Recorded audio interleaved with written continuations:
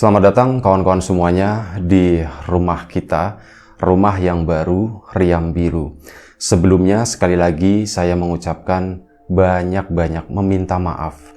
Banyak-banyak mohon maaf atas kegaduhan, kericuhan yang kemarin sempat terjadi. Mungkin sampai hari ini dan ya sekaligus saya mau menegaskan kalau rumah baru yang akan kita pakai itu adalah channel ini, channel Riam Biru ini. Untuk yang rumah lama, silakan itu nanti terserah kawan-kawan. Saya sendiri sudah tidak punya hak, sudah tidak punya akses, sudah nggak punya benefit apapun dari rumah lama. Jadi saya pindah ke channel ini, ke Riam Biru ini. Masih dengan konten-konten horor tentunya. Dan ini adalah cerita pertama horor di rumah kita ini, rumah yang baru ini, Riam Biru ini.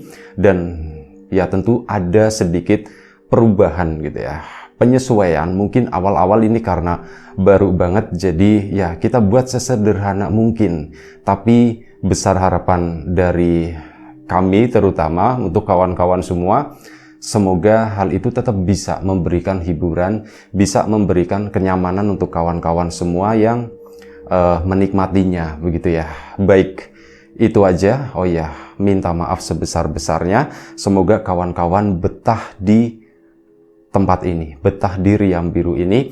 Sekaligus minta tolong kabari atau beritahu kawan-kawan yang lain yang mungkin mereka masih bingung, mereka nggak tahu loh kok tiba-tiba seperti ini. Kasih tahu mereka. Terima kasih.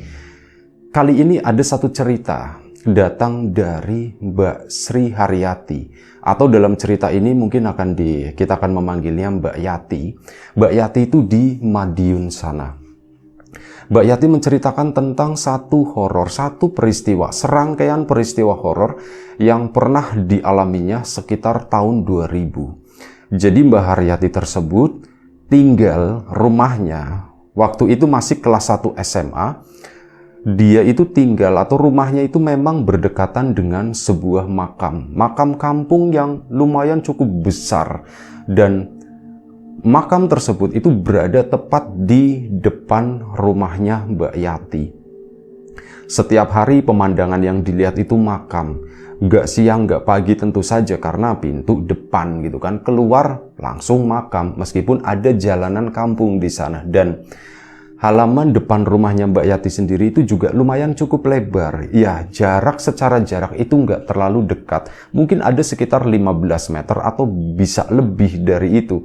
Cuman ya, keseharian yang dilihat itu syahdunya sebuah makam. Hal itu pun menjadi kayak semacam kebiasaan buat Mbak Yati. Yang namanya rasa takut boleh dibilang ada, tapi kadarnya itu sedikit. Kalau orang yang mungkin baru lewat di sana, misalkan malam-malam, ya mereka akan takut, akan merasakan sebuah ketakutan. Mbak Yati itu nggak sama sekali, udah terbiasa gitu ya. Oh ya, bukan nggak sama sekali, tapi ada rasa takut hanya sedikit gitu ya. Lebih tepatnya itu kayak waspada. Aku itu harus waspada begitu aja. Takutnya tiba-tiba ada yang nongol begitu kan. Nah, Mbak Yati menjalani kehidupan ya tentu saja dari lahir sampai kelas 1 SMA di rumah tersebut. Pada suatu malam, ini awal kejadian ya. Pada suatu malam, bapaknya Mbak Yati sendiri kebetulan itu memang lagi ada undangan di tetangga. Ada kayak semacam rapat warga gitu ya, rapat RT. Akhirnya bapaknya Mbak Yati pun keluar ke sana. Ya namanya rapat beda dengan acara misal selamatan, kendurian gitu. Kalau selamatan, kendurian bisa pulangnya tuh lumayan cukup cepat. Ya jam 8 atau setengah 9 itu udah pulang rumah. Nah ini karena rapat desa, Mbak Yati juga udah tahu, ibunya juga udah tahu, ini kemungkinan bapak pulangnya tuh bisa larut. Bisa sampai jam 10 atau jam 11 malam. Ibunya pun memutuskan untuk tidur, nemenin adiknya Mbak Yati yang malam itu juga tidur ya. Tidurlah di sana. Mbak Yati itu belum, dia itu ceritanya kayak lagi belajar, lagi ngerjain tugas rumah, PR ya, pekerjaan rumah, lagi ngerjain itu. Jam 9 malam Mbak Yati itu udah selesai, buku udah ditutup, dimasukkan tas untuk sekolah besok. Nah setelah itu Mbak Yati lagi siap-siap mau tidur. Dia tuh baru udah cuci tangan, udah cuci kaki. Dia baru mau masuk kamar. Tiba-tiba ada suara ketokan di depan. Tek, tek, tek, tek. Siapa yang ngetok ya? Bapak kan bawa kunci. Jadi pintu tersebut memang dikunci. Bapaknya bawa kunci. Di rumah juga ditinggalkan kunci biar aman kan. Takutnya bapak itu pulang lama. Lu siapa ya? Apa bapak nggak bawa kunci? Pikirnya Mbak Yati. Akhirnya Mbak Yati pun ke depan. Diketok lagi kedua kalinya. Tek, tek, tek, tek. Ya bentar, kata si Mbak Yati. Terus dilongok begini. Dilongok dulu melalui jendela. Ternyata itu bukan bapaknya. Ada seorang perempuan. Mungkin usianya sekitar 50 tahun lebih. Perempuan yang ya seusia dengan ibunya lah. Seusia-usia segitu gitu ya. Perempuan itu sepintas itu memang agak sedikit aneh. Jadi dia itu memakai pakaiannya, bawahnya itu pakai jarit kayak orang dulu gitu ya, kayak kebaya pasangannya. Cuman di bagian atasnya itu entah disebutnya itu apa.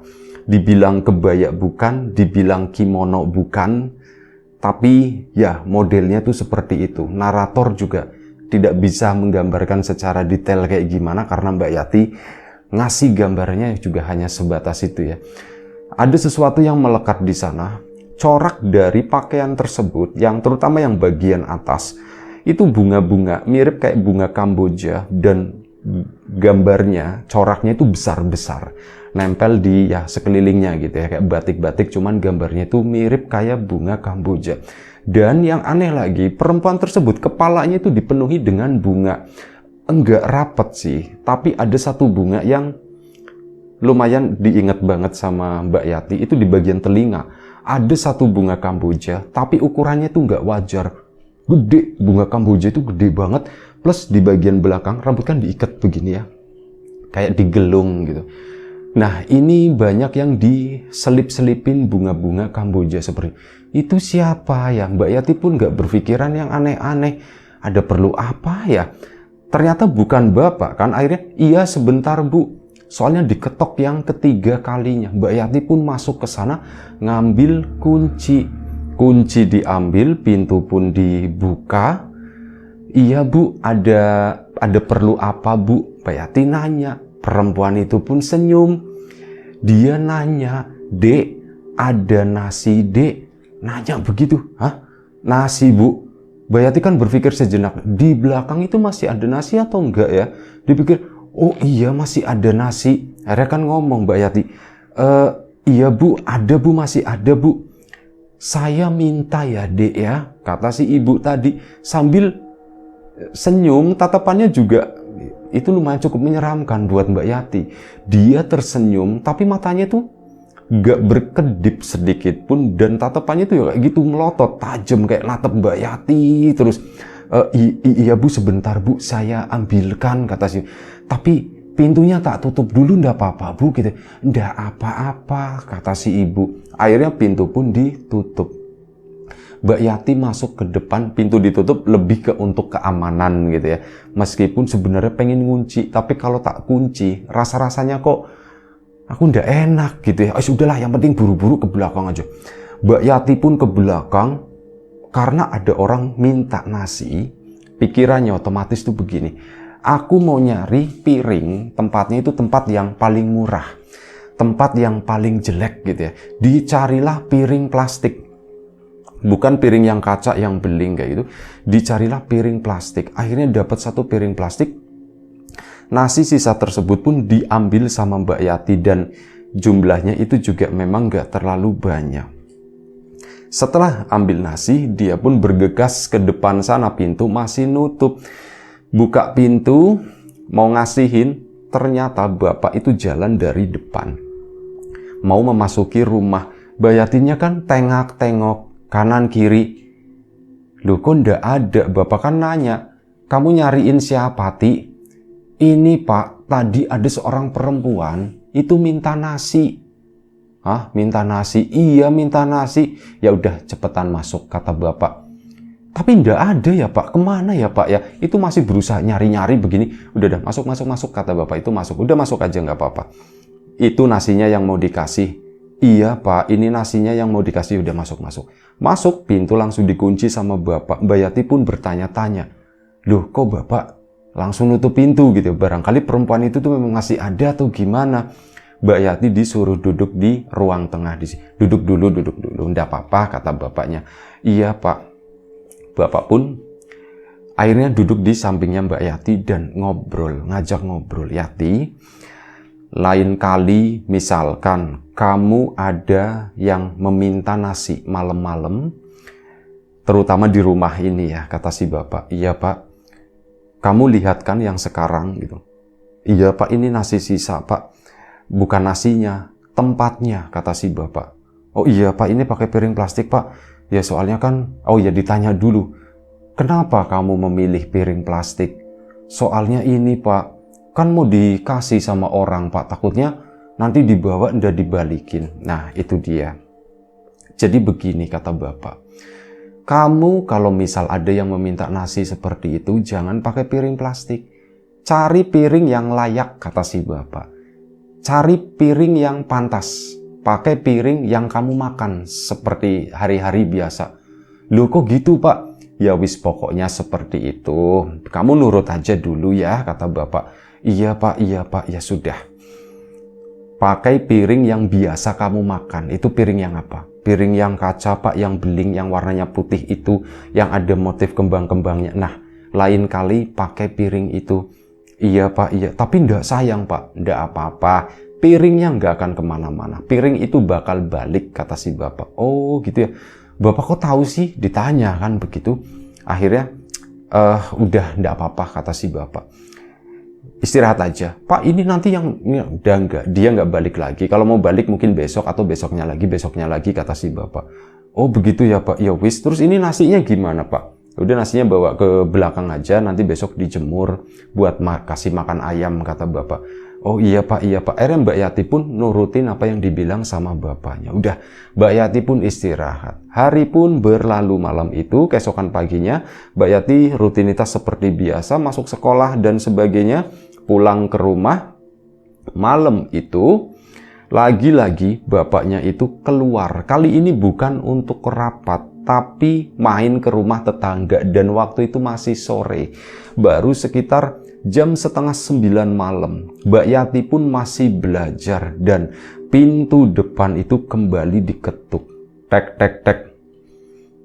Pintu depan diketuk. Bapak atau bukan? Pintu memang belum dikunci karena bapak bilang udah nanti pintunya nggak usah dikunci. Bapak itu di situ di tetangga gitu ya, deket bapaknya itu nggak terlalu jauh. Mbak Yati pun bangun dari belajar tadi, buka pintu. Begitu buka pintu, ketemu sama perempuan itu lagi. Loh, Bu, katanya, Dek, ada nasi, Dek. Mikir lagi, di belakang ada nggak ya? Ada Bu, ada kayak kemarin, ada Bu, tapi ndak banyak. Dek, boleh minta nasi, Dek? Iya Bu, sebentar tak ambilin. Mbak Yati kan ingat pesan bapak. Oke, ambil piring yang paling bagus. Akhirnya apa?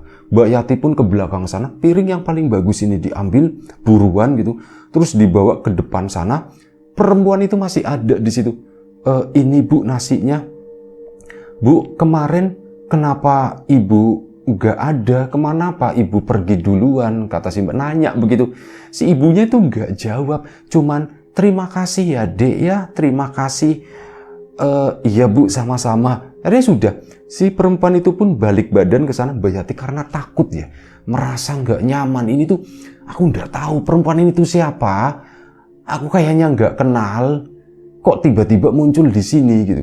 Dan bapak juga pesannya seperti itu. Di satu sisi memang pesan bapak bener. Ya, ngasih sesuatu ke orang itu harus yang terbaik gitu ya. Aku kemarin, aku udah berburuk sangka gitu ya. Udah merendahkan sama orang yang meminta tolong itu dengan memberikan piring yang paling jelek. Mungkin itu kali ya pesan ininya. Jadi Mbak Yati sendiri tuh nggak mikir yang horor, setan, ini perempuan ini siapa. Sama sekali nggak. Udah pintu pun ditutup lagi. Nunggu bapaknya pulang. Ternyata bener jam 9 lewat bapaknya pulang. Langsung di ini, Pak. Ibu-ibu itu datang lagi Pak tadi. Oh datang lagi, terus gimana, kata si bapak. Aku nurutin apa yang dibilang sama bapak. Piringnya tak pakein piring yang itu, Pak. Piring yang bagus, kata situ. Oh ya sudah, ndak apa-apa kalau kayak itu. Udah tidur. Pak, piringnya nanti gimana, Pak? Nanti kalau ibu nanyain gimana? Udah, ndak apa-apa. Piring itu bakalan balik lagi, kata bapak. Oh begitu ya, Pak. Ya udah sekarang istirahat. Akhirnya Mbak Yati pun istirahat. Keesokan paginya bener. Begitu bangun pagi, langsung keinget piring katanya balik lagi. Apa udah di depan atau belum gitu pikirnya Mbak Yati. Dia pun langsung bangun ke sana subuh-subuh, nengok pintu depan, piring itu beneran udah ada di depan pintu di situ. Udah ya dengan posisi yang bersih, nasinya itu ndak ada. Oh iya beneran piringnya balik, berarti ibu semalam itu baik, cuman minta nasinya doang terus udah dibalikin lagi piringnya. Udah kan seneng gitu. Nah ketemu sama bapaknya, itu piringnya balik, Yati. Iya Pak, ini piringnya balik Pak. Oh ya wis lah kalau kayak gitu, cuci dulu sana, kata si bapak. Iya Pak, tapi dipisahkan ya, kata bapak. Hah? Dipisahkan Pak? Iya dipisahkan, jangan dicampur sama yang lain. Kenapa Pak?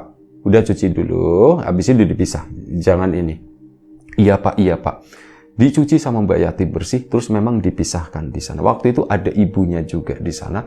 Mbak Yati pun nagih cerita, Pak, kenapa piringnya dipisah? Ibunya kan juga nggak tahu. Apa sih Pak piring-piring apa? Nah bapaknya di situ tuh ngomong. Jadi begini Yati, yang datang semalam itu bukan sesuatu yang sembarangan, kata si bapak. Maksudnya gimana Pak? Itu bukan orang. Hah? Bukan orang Pak. Setan Pak gitu. Semacam itu kata si bapak. Di situlah saat dikasih tahu Mbak Yati baru merasakan yang namanya rasa takut gitu. Pak itu beneran setan Pak. Iya itu kata si bapak. Yang jelas itu bukan orang. Pantesan Pak aku itu takut banget Pak. Cara ngomongnya, cara ngelihatnya itu tuh bikin serem Pak, kata si Mbak Yati. Dah. Iya, itu bukan ini dan piring yang semalam itu pakai, nanti dipakai lagi, disimpan aja. Pak, ini maksudnya gimana ibunya itu? Karena nggak ngerti sama sekali ya itu. Semalam Yati itu 2 hari berturut-turut, Yati itu kedatangan tamu, seorang perempuan. Gimana Yati dikasih gambaran begini-begini bajunya itu, gambarnya itu kembang Kamboja, di kepalanya itu juga penuh sama bunga Kamboja, di telinganya juga ada bunga Kamboja yang gede.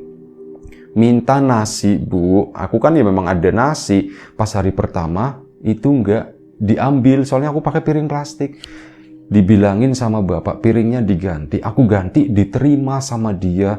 Pak itu apa? Ya itu kata si bapak tadi, itu tuh bukan orang. Udah nggak apa-apa, yang penting itu piring dipisah, tapi ya jangan ditaruh di bawah, dipisah aja dan diperlakukan secara layak, kata bapak.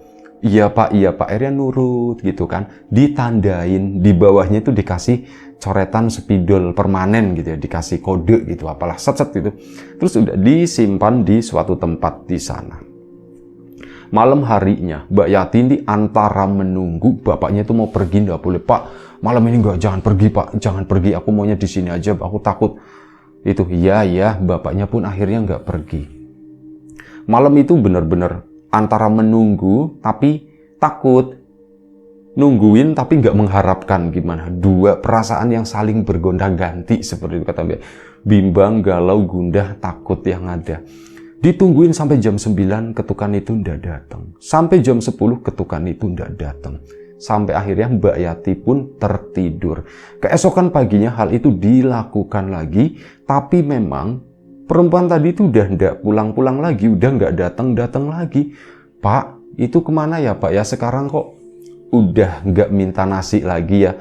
Ya kan baru kemarin, biasanya paling cepat itu 40 hari. 40 hari Pak? Iya, kata si bapak. Bapak kok tahu sih? Ditanya begitu, bapaknya itu nggak menjawab apa-apa. Udah. Kamu itu masih kecil, kata si bapak. Cuman ini loh mata, katanya mata kamu itu udah mulai, ya begitulah. Kenapa Pak mataku Pak? Ya mata kamu udah mulai ngelihat yang seperti itu. Bapak sendiri tuh nggak bisa ngelihat, kata si bapaknya. Bapak nggak bisa ngelihat? Iya, Bapak nggak bisa ngelihat. Terus nanti kalau misal ngelihat berarti aku sendirian dong Pak yang ngelihat. Iya, kata bapaknya. Pak aku takut Pak, aku nggak mau Pak, aku nggak mau seperti. Udah nggak apa-apa, kata si bapak. Udah nggak apa-apa. Waktu pun berlalu dan memang lumayan cukup lama. Mbak Yati pun dari yang sebelumnya itu nungguin, ini udah mulai melupakan kejadian tersebut karena udah berhari-hari nggak ada satu kejadian apapun. Sampai suatu hari, suatu malam, bapaknya ibunya itu ada di rumah dan kali ini tuh lebih malam lagi, sekitar jam 11. Jam 11 malam Mbak Yati itu mendengar ada suara orang yang bersenandung. Suara perempuan yang nyanyi lagu tapi seolah-olah tanpa lirik gitu, cuman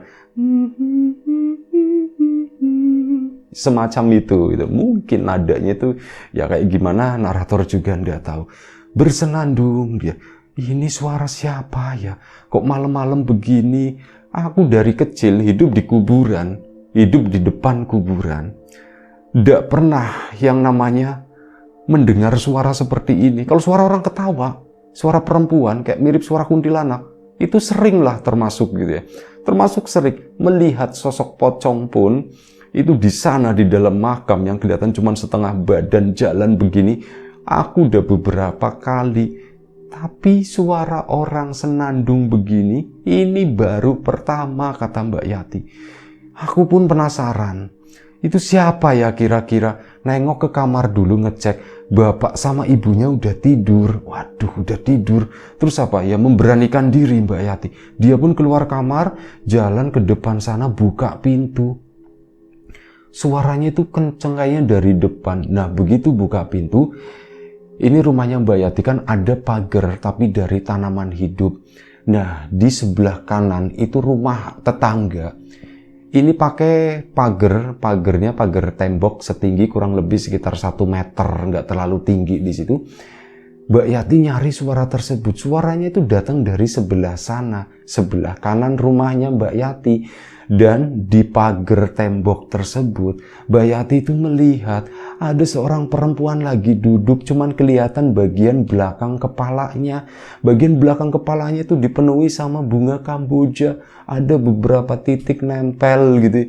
Dan ingat ini bajunya loh, bajunya itu juga gambarnya kamboja ngadep ke sana, ngebelakangin Mbak Yati. Loh, ini ibu-ibu yang kemarin dia terus bersenandung di sana. Sampai akhirnya Mbak Yati pun nungguin ini ibu tuh lagi ngapain sih sebenarnya, dia lagi orang gila atau gimana. Tapi kata bapak itu bukan orang, setan gitu pikirnya si Mbak Yati. Dia mau masuk tapi entah kenapa kaki itu rasa-rasanya kayak ada yang megangin. Kaki itu nggak bisa digerakkan, bener-bener terpaku di situ. Aku pengen masuk. Itu pun cuman kayak dalam hati, pikiran gitu. Aku pengen masuk, tapi kok aku nggak bisa jalan seperti ini. Malah ngedengerin perempuan tadi bersenandung. Mungkin kurang lebih bermenit-menit, ada 2-3 menit. Perempuan itu terus bersenandung di sana. Mbak Yati cuman menyaksikan dari arah belakang dan puncaknya itu apa? Perempuan tadi muter. Bukan badannya, tapi kepalanya. Kepalanya itu muter ke belakang, set. Mbak Yati ngelihat itu, lah kok kepalanya muter, dikiranya itu mau setengah doang gitu ya. Ternyata enggak, muter full, makin ke belakang dan akhirnya ngelihat ke arahnya Mbak Yati. Perempuan itu senandungnya berhenti, tersenyum, matanya melotot lagi-lagi dan nanya, "Dek, ada nasi, Dek?" Mbak Yati di situ baru bisa bergerak dan baru bisa berteriak kencang, ngejerit, masuk ke dalam rumah. Bapak sama ibunya pun lompat bangun gitu ya. Adiknya yang masih kecil itu juga ikut panik, nangis lah. Akhirnya bapaknya, kenapa Pak? Pak, itu Pak, yang perempuan yang minta nasi Pak, itu ada di sana Pak, dan dia tuh minta nasi lagi Pak. Oh, minta nasi lagi? Ya sudah, sana ambilkan. Aku takut Pak, kepalanya muter Pak, aku takut, aku nggak berani. Ya sudah, tak temenin Bapak. Di belakang masih ada nasi enggak? Masih Pak, sedikit Pak. Ya sudah, ambilkan. Pak, aku takut. Udah, enggak apa-apa. Diantar sama bapaknya ke belakang. Ambil nasi tersebut pakai piring yang sebelumnya, piringnya yang kemarin, kata bapak. Iya pak, itu kan udah dikresekin di bis saya. Dibuka, diambil nasinya, memang tinggal sedikit gitu. Terus apa?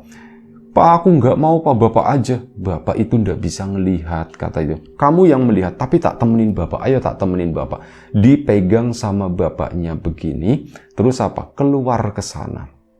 Begitu keluar, pintu dibuka, perempuan itu udah berdiri di depan rumahnya Mbak Yati persis di sana. Itu udah kayak orang yang kesenengan, senyum riang, cuman matanya ya tetap kayak gitu, matanya itu melotot, menatap tajam ke arahnya Mbak Yati sama bapaknya bergantian. Orang yang kegirangan gitu, kayak dikasih sesuatu dia itu bener-bener girang. Hehehe, udah kayak gitu, tangannya pun kayak gemeter-gemeter begini.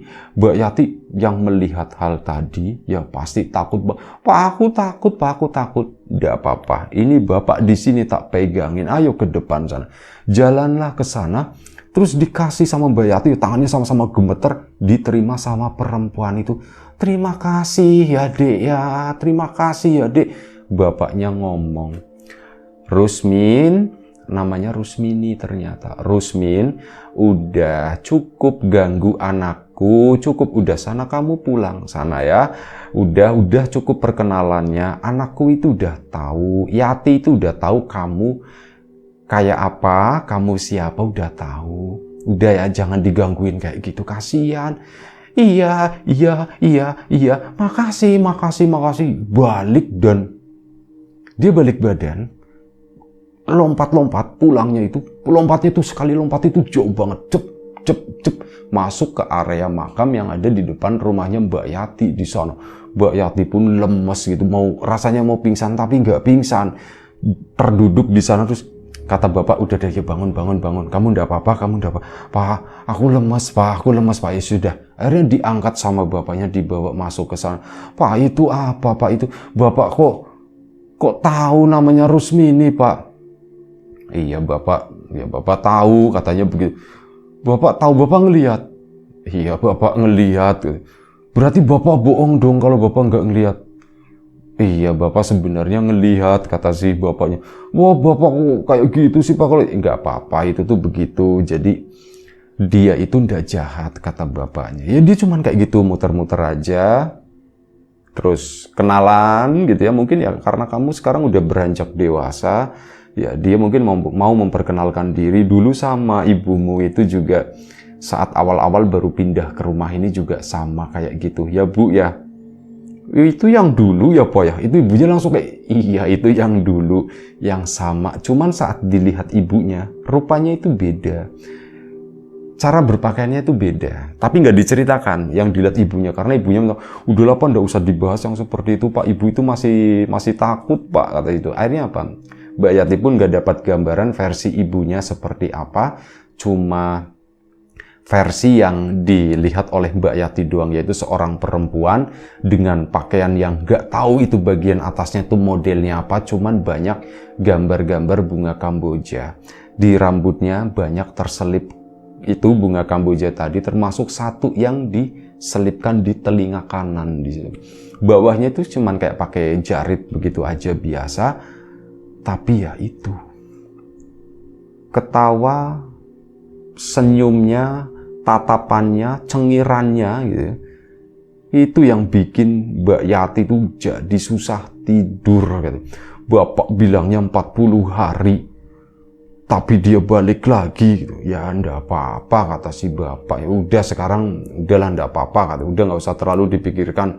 Ya namanya trauma tetap trauma gitu kan. Dan akhirnya sudah, Mbak Yati pun, Pak, aku kalau misal ada yang ngetok-ngetok lagi, aku enggak mau Pak, aku enggak mau bukain pintu.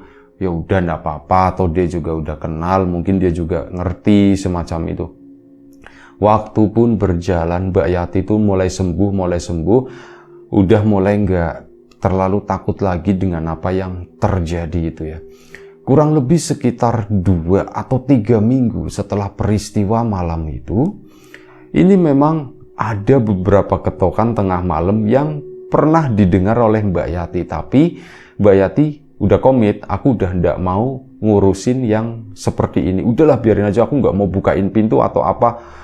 Rusmini siapa? Bodo amat, aku nggak mau mikirin itu, dia setan, aku takut. Itu prinsipnya Mbak Yati. Akhirnya nggak dibukakan. Sampai berkali-kali sosok tersebut datang, gak pernah direwes Mbak Yati. Dan akhirnya pada suatu hari, suara ketokan itu hilang, lumayan cukup lama, yaitu sekitar 3 minggu itu tadi, 2 atau 3 minggu, suara ketokan yang biasa terdengar di depan rumah mulai hilang. Mbak Yati pun udah mulai agak sedikit tenang, alhamdulillah, akhirnya pergi juga itu. Nah, Mbak Yati kan menjalani kehidupan seperti biasa. Pada suatu malam, Mbak Yati udah tertidur, tapi dia terbangun gara-gara ada suara berisik. Ada kayak orang lari-lari di ruangan tengah di depan kamarnya Mbak Yati. Kayak duk duk duk duk duk duk duk. Nanti balik lagi. Duk duk duk duk duk. Itu siapa sih kok malam-malam lari-lari begini? Mbak Yati bahkan sempat manggil, "Pak, Bu, Dek," gitu. Dipanggilin, ya nggak ada sautan. Siapa ya gitu. Dan Mbak Yati nggak mikir ke arah sana. Itu saya bolak-balik terus. Siapa sih, aku mau tidur jadi nggak bisa gitu. Mau tidur terus ada suara dep. Kebangun lagi. Dan ujung-ujungnya suara itu tuh hilang. Tapi apa? Pindah.